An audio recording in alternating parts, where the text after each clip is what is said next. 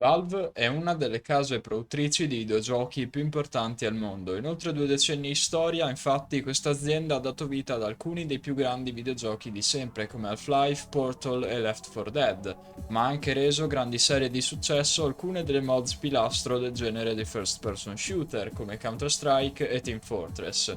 E tutti i titoli di queste serie oggi sono ancora estremamente giocati e apprezzati dai fan, e la recente uscita di Counter-Strike 2 dimostra quanto ancora oggi questa serie sia ancora tanto rilevante quanto lo era oltre 20 anni fa.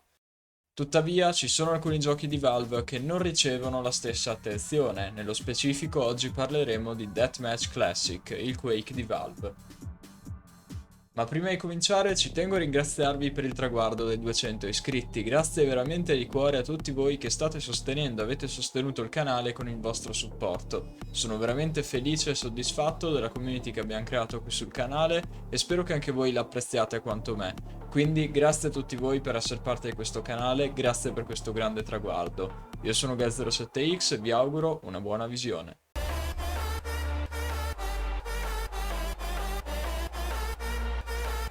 Deathmatch Classic non va tanto visto come un clone di Quake, ma più come un tributo di Valve a id Software. Infatti, pochi anni dopo l'uscita di Half-Life, nello specifico il 1° giugno del 2001, Valve rilasciò questo gioco come mod gratuita per la versione 1.1.0.7 di Half-Life, gioco il cui motore grafico, il Gold Source, era basato sull'ID Tech di Quake. In sostanza, Valve decise di rivisitare la formula multigiocatore di Quake, mantenendone le texture, le mappe, lo stile e il motore fisico, ma con i suoni, i personaggi e il motore grafico di Half-Life. E tutto ciò come ringraziamento all'id Software. Deathmatch Classic può semplicemente essere riassunto come il figlio di Quake e Half-Life, e questo gioco sfortunatamente ricade sotto l'ombrello dei giochi pressoché morti di Valve assieme a Ricochet, un altro FPS arena di Valve con uno stile a dir poco particolare, ma magari ne parleremo prossimamente. Deathmatch Classic ha una fanbase piccola, dato che tra i giochi realizzati con Gold Source ci sono titoli decisamente più attivi e più influenti sul genere degli FPS rispetto a questa arena di nicchia in quanto sorta di remake di Quake, come esempio il primo Counter-Strike che ancora oggi ha oltre 10.000 giocatori online ogni giorno, oppure lo stesso Half-Life con oltre 2000 giocatori giornalieri,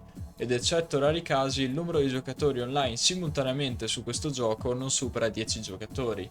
Tuttavia, qualche anno fa, nel marzo del 2018, ci fu un picco come non c'era da anni su questo gioco. Infatti giocarono ben 687 giocatori simultaneamente in occasione di un evento revival dei fan di questo gioco organizzato dal gruppo Deathmatch Classic Mania. Tuttavia questo non servì molto a lungo andare, siccome dopo poche ore dall'evento il numero dei giocatori tornò ad essere basso come prima. Le ragioni per cui secondo me questo gioco non si è particolarmente affermato nel genere degli FPS, tanto da non essere attivo e prominente ad oggi quanto il gioco a cui si ispira, sono svariate. Innanzitutto perché è stato rilasciato prima come mod gratuita per Half-Life in un anno in cui tra gli arena avevamo titoli più affermati nel genere come Quake 3 Arena e la neonata espansione Team Arena, Unreal Tournament, oltre che delle novità come l'appena uscito Serious Sam di First Encounter, o anche le precedentemente menzionate mod Counter-Strike e Team Fortress, sempre per Half-Life, rilasciate anch'esse in questo periodo. E bisogna anche ricordare che Team Fortress era già presente da anni come mod per Quake, e se volete approfondire la storia di Team Fortress vi invito a guardare il mio video a riguardo che trovate qua sotto nella descrizione. Perciò questo ci fa capire quanto fosse difficile per un nuovo arena riuscire a farsi notare in un mercato che aveva già fissato le sue fondamenta su altri titoli. Tuttavia ciò non lo limitò dall'ottenere un buon successo generale grazie al rilascio gratuito, malgrado la maggioranza delle persone stessero combattendo a Campgrounds o su Facing Worlds. Il decadimento di questo gioco arrivò dopo alcuni anni. Infatti un altro motivo per cui questo gioco finì nel dimenticatoio è per via della scarsa preservazione da parte di Valve, che innanzitutto con il lancio di Steam decise di rendere Deathmatch Classic un gioco standalone a pagamento per 4,99€ e non più free to play, frenando quindi i giocatori a causa del prezzo. Inoltre, a differenza di molti titoli di Valve, questo gioco non ottenne mai un remastered in source. Ma non fu sempre così la situazione. Infatti verso la fine di ottobre del 2004 un modder indipendente austriaco di nome Evil Reflex annunciò sul forum di Steam di star cominciando a sviluppare un porting su Source di Deathmatch Classic, chiamato DMC Source. Affermò infatti di voler prima realizzare un retexturing del gioco originale e poi successivamente una conversione vera e propria su Source. A lui si unirono altri modders con precedente esperienza su DMC e sfortunatamente non sappiamo il numero esatto di persone al lavoro su questa conversione, siccome è stata archiviata sull'Internet Archive solo la prima pagina del thread dedicata ad essa. Tuttavia, da ciò che possiamo estrapolare da quest'unica pagina, assieme a Devil Reflex si occuparono dello sviluppo di DMC Source altri 4 modders tra programmatori, mappers, modellatori e webmasters. Però, oltre a questi 4, non conosciamo quanti altri ci abbiano lavorato sopra, a causa appunto della mancanza delle altre pagine del thread. Comunque, se volete leggervi tutta quest'unica pagina, la potete trovare qua sotto nella descrizione. Sfortunatamente però lo sviluppo del porting si interruppe senza mai riprendere. Gli anni passano e Valve non sembra avere intenzione di portare su Source questo gioco. Tuttavia, nel gennaio del 2010 il lume della speranza di vedere Deathmatch Classic su Source si riaccese, perché su ModDB un nuovo team di 7 modders indipendenti, capitanato da un certo Trigger Proximity, cominciò a sviluppare da zero un nuovo DMC Source, che pianificarono di rilasciare nel 2011, ma sfortunatamente anche questo progetto finì per essere cancellato, e qui sotto nella descrizione potete trovare la pagina di questi modders su ModDB. Tuttavia di questo secondo tentativo abbiamo ancora dei resti, infatti dalla pagina ModDB sappiamo che il progetto giunse fino alla beta 1.6 e che fu effettivamente rilasciata ad inizio del 2011, nello specifico il 16 gennaio, proprio come dissero quando fu annunciata. Dopo questa data però lo sviluppo fu completamente interrotto. In sostanza, anche la mancanza di una conversione per source di questo gioco causò il suo decadimento, e sono certo che entrambi i team di modders che si presero l'incarico di fare questa conversione avevano grandi piani per essa e che sarebbe potuto venire un ottimo prodotto finale. Veramente un peccato, e spero con questo video di aver fatto luce più nel dettaglio su questi progetti mai giunti al termine. Direi che ora possiamo immergerci nelle arene di questo Quake di Valve. Ed eccoci qua su Deathmatch Classic. Allora, cerchiamo subito un bel server su cui giocare, e come potete vedere tutti i server hanno 0 giocatori, tutti quanti, e purtroppo questo gioco non ha dei bot integrati, quindi non possiamo stare noi un server con dei bot, perciò dobbiamo per forza o trovare dei giocatori veri oppure utilizzare dei bot che sono già integrati dentro dei server come delle mod, quindi dobbiamo trovare un server che ha già dei bot. Eccoci qua in un server con dei bot. Come potete vedere, per quanto riguarda le armi sono state riutilizzate quelle di Quake, e un consiglio che vi do caldamente è quello di utilizzare veramente poco questo fucile a pompa, perché è veramente un'arma pessima. Quindi vi consiglio di gran lunga di più di utilizzare ad esempio il piede di porco, che è l'arma che abbiamo al posto dell'ascia, perché è decisamente più potente rispetto al fucile a pompa. Tipo il lanciarazzi è veramente potentissimo su questo gioco. Per quanto riguarda i movimenti, devo dire che dà un'esperienza veramente molto simile a quella di Quake. I movimenti sono veramente molto fluidi. C'è una sorta di mouse smoothing, non so come definirlo, dubito che sia mouse smoothing vero e proprio, però c'è un movimento simile. Ok, abbiamo ucciso un altro bot. 3 uccisioni, 2 morti, magari usiamo un po' di piede di porco. Come potete vedere ci sono personaggi presi da un po' tutti i giochi di Valve, ad esempio abbiamo un soldato da Half-Life Opposing Force, e questa qui non vorrei dire, ma mi sembra Gina Cross, vorrei dire una cavolata, o comunque in generale uno dei personaggi di Half-Life Decay, quindi diciamo che è veramente un po' come un'arena con tutti i personaggi di Valve, un po' una sorta di Quake Champions, dove a differenza però dei personaggi dell'ID abbiamo i personaggi di Valve. Ecco, secondo me è un paragone appropriato. Prendiamoci il lanciarazzi. Il gioco di per sé devo dire che gira veramente dappertutto, è un gioco che chiaramente non consuma particolarmente.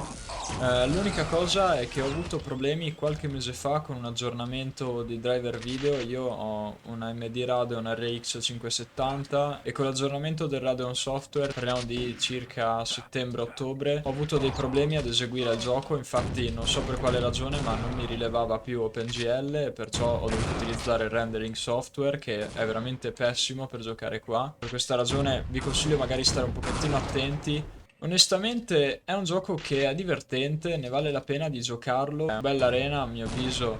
Ci sta avere un nuovo punto di vista di Quake, una reinterpretazione, E personalmente, se siete fan di Quake e anche di Half-Life Deathmatch, perché no, vi consiglio vivamente allora di dare un'occhiata a questo gioco. Onestamente, per il prezzo che ha normalmente su Steam è un po' costoso, specialmente considerando che ha veramente pochissimi giocatori nella maggior parte dei casi, a meno che non vi organizzate prima con altri giocatori. Molto raramente troverete i giocatori online, quindi sarete costretti a giocare con i bot nella maggior parte dei casi. Per questo motivo, secondo me, a prezzo pieno non conviene particolarmente. Intanto abbiamo preso il quad damage, così possiamo definirlo qui, perché non so se onestamente sia meglio definirlo lambda damage o quad damage, però comunque, ritornando al discorso di prima, secondo me vi conviene acquistarlo magari quando è in sconto, perché riceve degli sconti piuttosto interessanti su Steam questo gioco, parliamo di 99 centesimi se non sbaglio, quindi è decisamente meglio. E secondo me per 99 centesimi è veramente un ottimo affare, non vedo perché non ne valga la pena di provarlo, perché alla fine è anche questo qui un pezzettino della storia degli Arena, merita sicuramente di essere riconosciuto in quanto tale. Chissà, magari in futuro ci sarà un altro evento di revival, cosa che onestamente mi auguro, perché sono veramente delle bellissime occasioni gli eventi di revival degli FPS, sono veramente delle ottime occasioni per poter stare insieme ad altri giocatori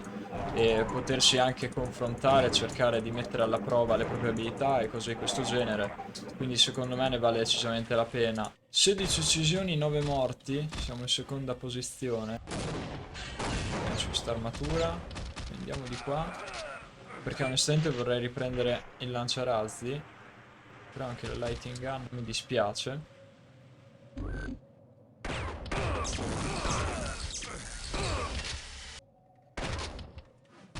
20 frags, va bene.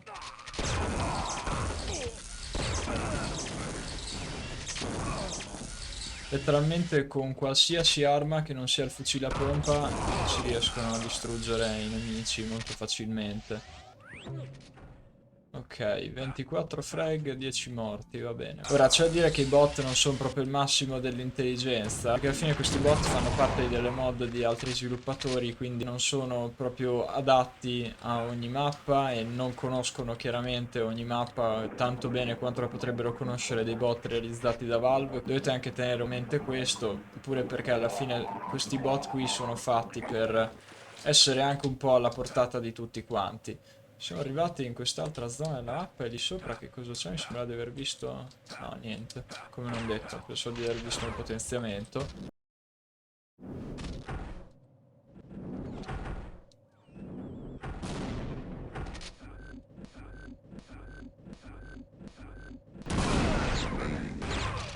Il gioco era crashato.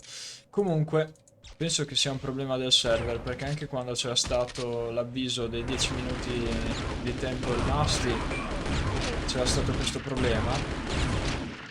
Quindi mi sa che c'è un problemino con l'announcer di questo server.